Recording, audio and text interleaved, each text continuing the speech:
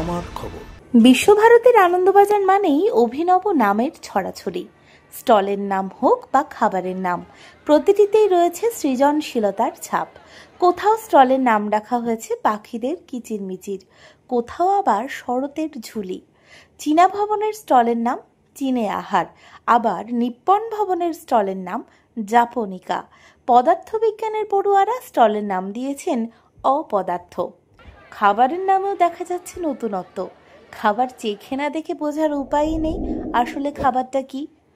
শান্তিনিকেতনের আকাশে শরতের রোদ্দুর, চারিদিকে কাশফুলের সাদা হাসি। সেই আবহেই বিশ্বভারতীর গৌর প্রাঙ্গণে বসেছে বহু প্রতীক্ষিত আনন্দবাজার। এ যেন বর্তমান ও প্রাক্তনীদের মিলন মেলা। প্রাক্তনীরা এসে খুঁজে নিচ্ছেন পুরনো দিনের আবেগ, নতুনরা দেখাচ্ছেন তাদের সৃজনশীলতা। ভিড়ের মধ্যেই দেখা মিলল বিশ্বভারতীর উপাচার্য ডক্টর প্রবীর কুমার ঘোষের। ৪৪ বছর আগে বিশ্বভারতীরই ছাত্র ছিলেন তিনি, বর্তমানে উপাচার্য। ডক্টর প্রবীর কুমার ঘোষ এদিন ছাত্রছাত্রীদের হাতে বানানো খাবার চেখে দেখেন। তাদের বানানো শিল্পকর্ম ও ম্যাগাজিন ঘেঁটে নস্টালজিক হয়ে বললেন, এ তো আমাদেরই চিরচেনা বিশ্বভারতী। অনেকগুলো স্টেপ নিয়েছি, যেহেতু আমি এখানে প্রাক্তনী, আমি অ্যালুমিনি ছিলাম। এটা আমার ৪৪ বছর পরে আবার আনন্দ মেলা বাজারে আসলাম।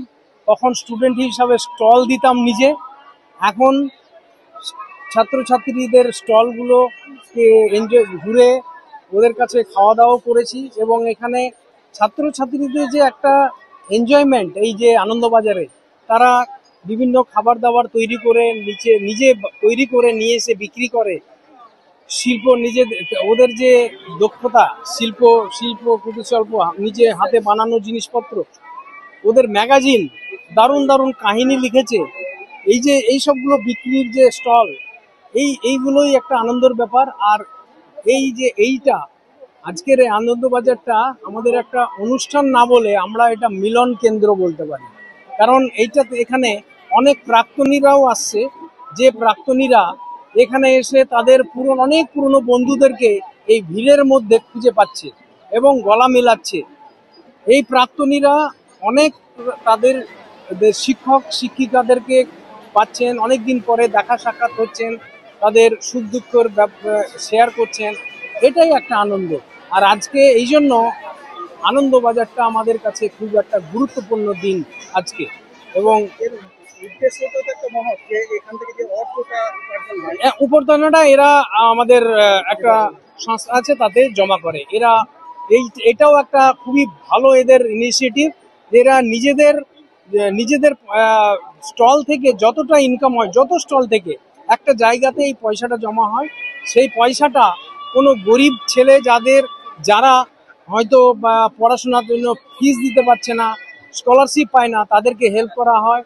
কারো ট্রিটমেন্টের দরকার হলে তাদের এই কাজে এই পয়সাটা ইউজ করা হয়। এটা একটা খুব ভালো একটা পদক্ষেপ। বিশ্বভারতী প্লাস স্টুডেন্টরা এটা যে অ্যাকসেপ্ট করেছে, এটা একটা সাধুবাদ আমি জানাই তাদেরকে। আনন্দবাজারের সবচেয়ে গুরুত্বপূর্ণ দিক হলো আনন্দবাজার থেকে পাওয়া লভ্যাংশ সরাসরি যায় সেবা বিভাগে। সেই অর্থ ব্যবহার করা হয় অসহায় পড়ুয়াদের সাহায্যের জন্য। তাই আনন্দবাজার শুধু আনন্দের প্রতীকই নয়, মানবিকতারও প্রতীক হয়ে উঠেছে। এই আনন্দবাজার অবশ্যই অন্য মেলার থেকে আলাদা, তার কারণ এখানে বিশ্বভারতীর সমস্ত ছাত্রছাত্রীরা স্টল দেয়, তারা নিজের হাতে কাজ করতে শেখে। অনেক ক্ষেত্রে নতুন যারা এই সবে আন্ডার গ্রাজুয়েট বা পোস্ট গ্রাজুয়েট কোর্সে ঢুকছে, তারা নিজেদের মধ্যে নতুন ভাবে বন্ধুত্ব করতে শিখছে। মানে তারা এই 1-1.5 মাস হলো ঢুকেছে, তো এইখানে তারা যে কাজ করছে তার মাধ্যমে তারা একটা নতুন একটা বন্ডিং এক্সপিরিয়েন্স পাচ্ছে। সেই হিসাবে এটা, এবং অবশ্যই এটার যে প্রসিডস মানে যেটা লভ্যাংশ, সেটা সেবা শাখায় দান করা হবে, যেটা যাদের সাহায্য দরকার সেই রকম স্টুডেন্টদেরকে দেওয়ার জন্য। হ্যাঁ, এটা মানে ছাত্রছাত্রীদের ক্রিয়েটিভিটির একটা ক্রিয়েটিভিটির একটা পরিচয়। যেমন আমাদের এখানে মেনুর নামগুলো যদি দেখেন, এখানে প্রত্যেকটা খাবারের কিন্তু একটা অসাধারণ নাম দেওয়া হয়েছে, একটা ইউনিক, যেটার মধ্যে একটা কিছু উইটি ব্যাপার থাকবে বা হিউমারাস ব্যাপার থাকবে, সেই রকম নাম দেওয়া হয়েছে, যাতে মানুষ একবার হলেও ওই খাবারের নামটা পড়ে তারা নিজেরাও হয়তো কিছু ভাববেন। তার সাথে খাবারটা তো খাবেনি, খাবার খুবই ভালো হয়েছে। আর এইটা হচ্ছে, এটা ট্র্যাডিশন, এটা এই আনন্দবাজারের ট্র্যাডিশন যে প্রত্যেকটা দোকানের একটা ইন্টারেস্টিং নাম হবে, খাবারের ইন্টারেস্টিং নাম হবে, তার মাধ্যমে ছাত্রছাত্রীরা ভাবতে শিখবে, নিজেদের ক্রিয়েটিভিটির পরিচয় দেবে। নিশ্চয়ই অনেকটাই ভেবেছিলেন, তার কারণ এই মেলা অনেক পুরনো। এই মেলা উনি জীবিত অবস্থাতেই শুরু হয়েছিল এবং আমরা অনেক পুরনো বইয়ে, যেমন প্রমথনাথ ঋষির শান্তিনিকেতন এবং রবীন্দ্রনাথ, এই ধরনের প্রচুর স্মৃতিকথার বই, যেটা বিশ্বভারতীর এবং পাঠভবনের, মানে তখন পাঠভবন ছিল না, ব্রহ্মচর্যাশ্রমের স্মৃতিকথা নিয়ে লেখা হয়েছে।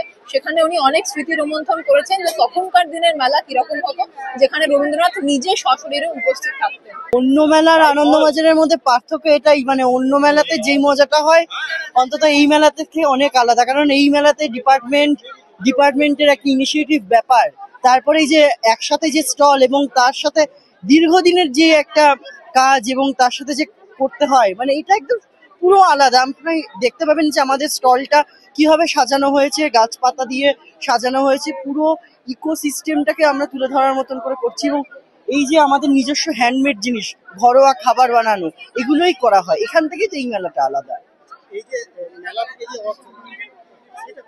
এটা আমাদের বিশ্বভারতী সেবা শাখায় দেওয়া হয়। বিশ্বভারতী মূলত রবীন্দ্রনাথের ধারণা দিয়ে যদি বলা যেতে পারে যে গ্রাম দত্তক নেওয়া বা কিভাবে গ্রাম সেবা করা হচ্ছে, সেগুলো আমরা দেখতে পাই। এবং বিশ্বভারতী সেবা শাখা এখনো এই সেবা শাখার মাধ্যমে তারা যেই আমরা বিভিন্ন স্টলগুলো থেকে যে অর্থটা হয় সে লভ্যাংশটা আমরা দিয়ে দিই এবং তারপরে এই বিশ্বভারতী বিভিন্ন কাজ করে, সেবামূলক কাজ।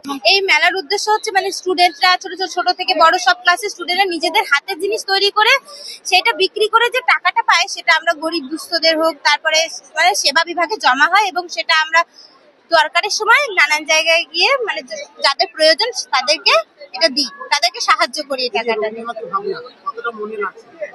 দারুণ, এটা আমাদের মানে খুবই ভালো লাগে। এটা আমরা খুব মন দিয়ে করি, খুব আনন্দ সহকারে এই কাজটা করি, সবার মনে লাগে, খুব ভালো লাগে। জেলা স্বাস্থ্য পরিষেবায় নতুন দিনের সূচনা। এমআরআই, রেডিওস্কোপি, সিটি স্ক্যান পরিষেবা এবার শান্তিনিকেতন মেডিকেল কলেজ ও হাসপাতালে পাওয়া যাচ্ছে। অত্যাধুনিক ব্লাড ব্যাংক ও প্যাথোলজি ল্যাবের সুবিধা রয়েছে। 10 টাকায় ডাক্তার দেখানো এবং ওষুধে 62.5% পর্যন্ত ছাড়ের সুবিধা। তাই আর দেরি কেন, আজই আপনার প্রিয়জনের চিকিৎসার জন্য আসুন আন্তর্জাতিক পরিকাঠামো আর অত্যাধুনিক প্রযুক্তি নিয়ে গড়ে ওঠা শান্তিনিকেতন মেডিকেল কলেজ ও হাসপাতালে। দেখতে চোখ রাখুন আমাদের ফেসবুক ও ইউটিউব চ্যানেলে।